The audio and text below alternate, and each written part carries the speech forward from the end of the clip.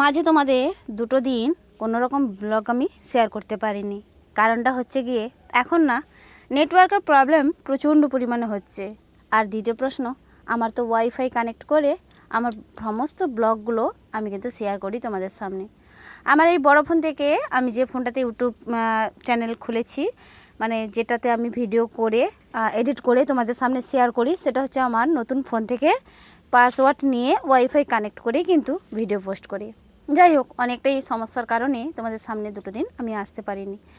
তো video edit করার পরে কোনো রকমভাবে পোস্ট না করতে পারার জন্য অনেক অনেক দুঃখিত, তোমাদের সামনে ভিডিওটা না দিতে পারায়। যাই হোক, চলো, শুভ সকাল বন্ধুরা, কেমন আছো তোমরা সবাই? আশা রাখছি খুব ভালো আছো। আমি কিন্তু ভীষণ ভালো আছি। কয়েকদিন টানা আমাদের ঠাকুরবাড়ি পড়ার কারণে ভোর ভোর কিন্তু ঘুমটা ভেঙে যাচ্ছে। কখনো 4টে, কখনো 4:30, আবার কখনো 5টে। যাই হোক, আজকে 5টার সময় ঘুম থেকে উঠেই আগে বাসি কাজ নিয়ে শুরু করে দিয়েছি। সবার প্রথম ঘুম থেকে ওঠার কারণেই এই যে উঠানে জল দেওয়া, বাসি কাজ সারা, তার সঙ্গে সঙ্গে ওই যে আমাদের না গ্রামের পরিবেশে এখনও পর্যন্ত সেই নিয়মটা আছে, ছড়া দেওয়া, গোবর দিয়ে ছড়া দেওয়া। তবে গোবর যেহেতু পাওয়া যায় না, দুটো পাড়া মিলিয়ে একটা বাড়িতেই কিন্তু গরু আছে, আর ওখান থেকেই গোবর নিয়ে এসে আমরা ছড়া দিই। মাঝের মধ্যে আবার নাতাও দিয়ে থাকি জানো। আবার এমন জার্সি গায়ের গোবরের গন্ধ সবাই আবার পছন্দ করে না। সে যাই হোক, চলো, ওইদিকে তো নিজের সকালবেলা ঘরের সমস্ত বাসি কাজ সেরে সজ্জা চলে এসেছি ঠাকুর মন্দিরে। এসে কিন্তু আমি ভোগশালটাতে নাতা দেব। দেখো, ঠাকুর সেবা পড়া মানে ডবল একটা আমাদের কাজ। যেমন করে আমাদের ঘরের সংসারের সমস্ত আশিবাসি কাজগুলো সারতে হয়, সেই রকম অনুপাতে আমাদের মন্দিরেও এসে কিন্তু উনুনে লাতা দেওয়া, ঝাঁট দেওয়া, সমস্ত জায়গায় জল ছড়া দেওয়া, এ সমস্ত কিন্তু করতে হয়, যেটা স্নান করার আগেই কিন্তু করলেই চলে যায়। আর এত পরিমাণে বীভৎস গরম, কি আর বলবো, প্রচণ্ড পরিমাণে গরম। আর এই গরমের মধ্যে সেভাবে আমরা ভিডিও বানাতেও পারছি না, আর ক্যামেরা অন করেও আমরা ভিডিও ক্যাপচার করতে পারিনি, এত পরিমাণে কষ্ট হয়। যাই হোক, আমরা যারা ডেলি ব্লগার, ডেলি ব্লগ দিই, তাদের প্রচণ্ড পরিমাণে কষ্ট হয়, আমরা সেটা সবাই বুঝি। অতএব আমাদের এখন ব্লগগুলো একটু আদ্র ছোটো হলেও হতে পারে। ওইদিকে আমি কাজ সারছিলাম, আমার কাকিমা এসে সবার প্রথম কিন্তু গোবিন্দের দর্শন করতে এসে কিন্তু হাততালি দিয়ে প্রণাম সেরে চলে যাবে। তবে আমাদের না প্রত্যেক দিন প্রত্যেকেই ঘুম থেকে ওঠার পরে গোবিন্দের দর্শন নেওয়ার পরেই কিন্তু আমাদের সারা দিনটা কাটে। অবশ্যই কাকিমার বাড়িতেই কিন্তু গৌর নিতাই আছে, রাধা মাধবও আছে, উনি ওখানেও প্রণাম সেরে আর মন্ত্রপাঠ করে তারপরে সজা মন্দিরে এসে প্রণাম সেরে বাড়ির কাজে কিন্তু হাত লাগায়। যাই হোক, ওর পরে আমি কিন্তু সমস্ত রকম আশিবাসি কাজও সেরে নিয়েছি, মন্দিরে যেটুকুনি করার আমি কিন্তু করে নিয়েছি। এরপরে চান করে সজ্জা চলে এসেছি মন্দিরে। আর এখন কয়েকদিন বেশ 9টার মধ্যেই আমাকে রান্না বান্না কমপ্লিট করে নিতে হচ্ছে। আগের দিন সেই 16ই মে বলেছিলাম, ডেঙ্গু দিবস উপলক্ষে আমাদেরকে বেরিয়ে যেতেই হয়েছিল পুরোটাই, মানে কাজকর্ম সেরে গরমের মধ্যে বাইরের কাজে। তারপরের দিনও আমার যে পূজক দাদা বাড়ির বাইরে বেরিয়ে কাজ করতে যাবেন, মানে উনি আবার অন্য বাড়িতে মন্দিরেরই কাজ করতে যাবে, সে অনুপাতেও 9টার মধ্যে সেরে দিতে হয়েছিল। তবে পরের দুটো দিন কিন্তু আমার দেরি হয়েছিল, কোনো রকমভাবে সমস্যা নেই। তাই ওই আঁকপাক করার জন্যেই কিন্তু আমার বরমশাই অনেকটাই হেল্প করে দিয়েছে। তো যেটুকুনি করার করে দিয়ে চলে গিয়েছিল, আর যেটুকুনি বাকি ছিল এরপরে আমি চান করে পুরো রাধা মাধবের দর্শনে আমি চলে এসেছি মন্দিরে। জানো, হ্যাঁ, আজকাল না এত পরিমাণে কষ্ট হয়, মনের কষ্ট বোঝার মতো কেউই থাকে না গো। অ্যাকচুয়ালি তো দেখো, যাদের সন্তান হয় না তাদের কিন্তু অনেক রকমের কথা শুনতে হয়। সবাই বলে থাকে যে যে সন্তান হয় না তো কি হয়েছে, গোবিন্দ আছে। এই কথাটা হয়তো ওদের মুখের কথা, অন্তরের কথা নয়। কিছু কিছু মানুষের এমন ভাব, এমন কথাবার্তা, সেটা না অ্যাকচুয়ালি সহ্য করার মতো নয় গো। তবে নিজেকে বেঁচে থাকার জন্য, নিজেকে কষ্ট ভুলে থাকার জন্যই কিন্তু আমি আমার মতো বাঁচতে শিখে গিয়েছি, একটু একটু করে কিন্তু বাঁচতে শুরু করে দিয়েছি, বিশ্বাস করো বন্ধুরা। তবে এক এক সময়ে এমন পজিশান আসে না, আমার মনটা না প্রচণ্ড পরিমাণে কষ্ট হয় গো। আর এমনকি নিজেদের লোকের কাছ থেকেও যদি আমরা কোনো রকমভাবে কোনো আঘাত পেয়ে থাকি, সেটা কিন্তু ভুলবার নয়। আমরা জানি গো, একমাত্র নিজের বাবা মা ছাড়া কিন্তু দেখবে কেউ আপন নয়। আর যাদেরকে তুমি আপন মনে করবে, সেই আপনগুলো কিন্তু একদম ছুরি গেঁথে দেবে, এটা বাস্তব কথা।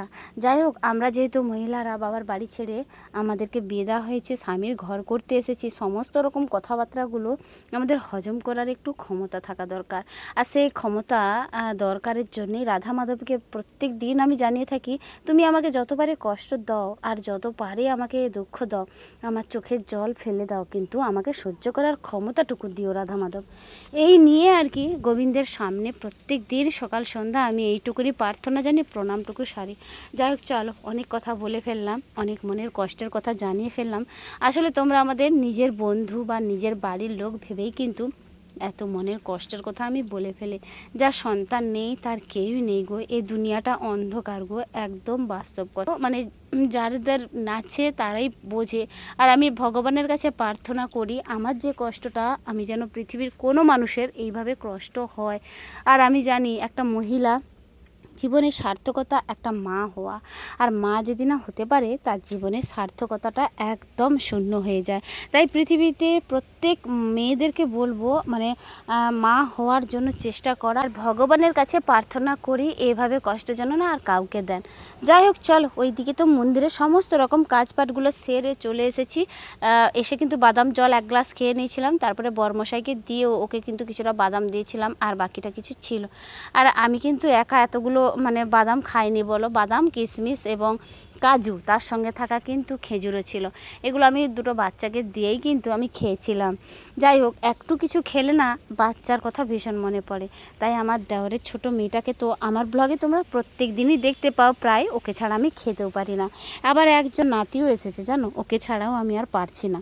তো চলো, ওইদিকে কিন্তু যাই হোক একটু চা বিস্কুট খেয়ে সজ্জা চলে এসেছি ঠাকুর মন্দিরে। এসে কিন্তু ভোগ রন্ধনটা চাপিয়ে দেবো। ওই যে বললাম 9টার মধ্যে আমাকে কমপ্লিট করে দিতে হবে, আর সেই কারণেই আমি খুব একটা বেশি রান্নাবান্না করতে পারিনি। তবে দাদাকে জিজ্ঞেস করেছিলাম, দাদাও বলেছিল যেটুকুনি শর্টে খাটে হয় তুমি সেটুকুনি শর্টে খাটে করে দাও, আমাদের কোনো রকমভাবে সমস্যা নেই। আর আমাদের ঠাকুর পুজো পড়লে একটাই সমস্যা কি জানো, যে দাদা পুজো করে সে দাদাকে আমাদের 2 বেলার খাওয়া দিতে হয়। আর সন্ধেবেলা যেহেতু আমরা করতে পারি না, এই বাড়ির বাইরে গিয়েও বাড়ির এসে আবার রান্নাবান্না করা সত্যি খুব টাফ। দুজনের ক্ষেত্রে হয় একটা আলাদা ব্যাপার, আবার বাইরের দুটো লোক খাওয়া মানে একটু আলাদা রকম, মানে বলতে পারো টাফ হয়ে যায়। তাই আমি কি করি জানো, ওই যে সকালবেলা ভোগ রান্না করি ওখান থেকেই বেশি করে দিয়ে দিই দাদা দিদি, ওদের বাড়িতেও যদি বাচ্চা থাকে তারাও কিন্তু খেয়ে নেয়। আর এই কারণে আমাকে সন্ধেবেলা ঝামেলাটা আর কোনো রকমভাবে নিতে হয় না। যাই হোক, চলো, আজকে ওরা প্রসাদ নেবে না বলে দিয়েছিল বলে আমি আমার বরমশাই দুজনেই কিন্তু সেবা পাবো। তো এই কারণে বিশেষ কিছু রান্না করিনি। বেগুন ভাজা, কুঁদরি ভাজা, আলু টমেটো ভোগে দিয়েছিলাম, আর ঝিঙে দিয়ে আলু দিয়ে সোয়াবিন দিয়ে রসা বানিয়েছিলাম। ব্যাস, এটাই গোবিন্দের প্রসাদ, এটাই হচ্ছে আসল মহাপ্রসাদ। যাই হোক, কয়েকটা দিন ঠাকুরের দর্শন মিলেছিল বা ঠাকুরের সেবা করতে পেরে ভীষণ পরিমাণে নিজেকে খুব ভালো লেগেছিল। বাড়িতে একই রকম রান্না করি, যতই আমরা নিরাম রান্না করি না কেন, ঠাকুর প্রসাদের মাহাত্ম্যটা কিন্তু একটু আলাদা। তো বন্ধুরা, একদম ফিরে এসেছি সন্ধেবেলা। সারাক্ষণ আর তোমাদের সামনে শেয়ার করতে পারিনি কোনো রকম ভিডিও। সন্ধেবেলা একটু লিকার চা, একটু মুড়ি নিয়ে বসেছিলাম, আমি আমার যাও খেয়ে নিয়েছিলাম। তারপরে আমার কিছুটা না জলে ঢালা অন্ন আছে, তাই ভেবে ভেবে কি করব খুঁজে পাচ্ছিলাম না। কয়েকটা টমেটো কেটে নিয়েছি, আর টমেটো দিয়ে বেসন দিয়ে ফেটে এরকম মানে চপের মতো বানিয়ে খেলে না আমার ভীষণ পরিমাণে। তাই বরমশাইকে বলেছিলাম যে এইটা বানাবো, বরমশাই বলেছিল হ্যাঁ বানাও। তবে বেশ ভালো খাই গো, আমিও যেমন ভালো খাই এই টমেটো দিয়ে, আমার বরমশাই খায়। তো যাই হোক, হয়তো করেছিলাম, অনেকগুলোই করেছিলাম। তবে আমার ভাসুরের ছেলেটাকেও দিলাম, দেওয়ারের জন্য পাঠালাম, দেওয়ারের মেয়েকে দিলাম, সবাইকে দিয়েও কিন্তু আমরা খেয়েছিলাম। আসলে আমাদের পরিবেশটা এইরকমই, আমরা কিন্তু কোনো রকমভাবে কেউই একা খেতে পারি না, একে অপরকে না দিয়ে কিন্তু আমরা কখনোই খাই না। দুষ্টু মিষ্টি গোপাল আইডি থেকে দিদিভাই তুমি কমেন্ট করেছো, তোমার মতো আমিও খুব ভরে উঠি এবং তোমার ব্লগটাও ভারী সুন্দর লাগলো। তোমাকে জানাই আমার তরফ থেকে অনেক অনেক ভালোবাসা এবং অনেক অনেক শুভেচ্ছা এত সুন্দর একটা কমেন্ট করার জন্য। আসলে তোমাদের এত মূল্যবান সময়ে আমার ভিডিওটা দেখে খরচ করার জন্যে অনেক অনেক ধন্যবাদ। জানি তোমরাও ব্লগ বানাও, তার সাথে সাথে আমাদের ব্লগগুলো দেখো এবং একটা করে কমেন্ট করো। আর এইভাবে একটা করে কমেন্ট করে যেও, হ্যাঁ, কারণ একটা কমেন্ট কিন্তু আমার পরবর্তী ভিডিও করার এনার্জিটুকু বাড়িয়ে দেয়। যাই হোক, চলো, ওইদিকে কথা বলতে বলতে একদম রাতে দেখো আমি টমেটো যে চপটা বানিয়েছিলাম ওটা প্রায় শেষের পথে, একদম কমপ্লিটও হয়ে গিয়েছিল।